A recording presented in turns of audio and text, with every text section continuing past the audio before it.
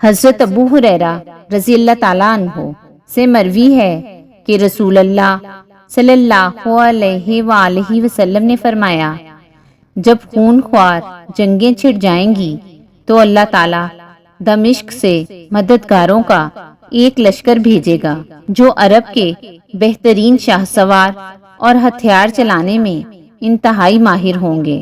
اللہ تعالیٰ ان کے ذریعے دین کی مدد کرے گا۔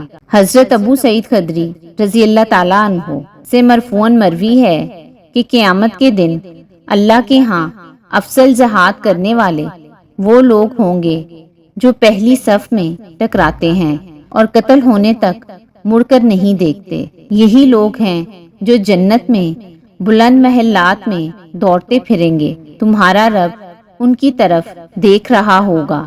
یقیناً تمہارا رب جب کسی قوم کی طرف دیکھ کر مسکراتا ہے تو ان پر کوئی حساب نہیں۔ حضرت سہل بن حنیف رضی اللہ تعالیٰ عنہ سے مرفوعاً مروی ہے کہ شہید کے خون کا پہلا قطرہ گرتے ہی اس کے سارے گناہ معاف کر دیے جاتے ہیں سوائے قرض کے۔ حضرت حمزہ بن عمر رضی اللہ تعالیٰ عنہ سے مروی ہے کہ انہوں نے رسول اللہ صلی اللہ علیہ وآلہ وسلم سے سفر میں روزے کے بارے میں سوال کیا تو آپ صلی اللہ علیہ وآلہ وسلم نے فرمایا، جو کام آسان لگے کر لو۔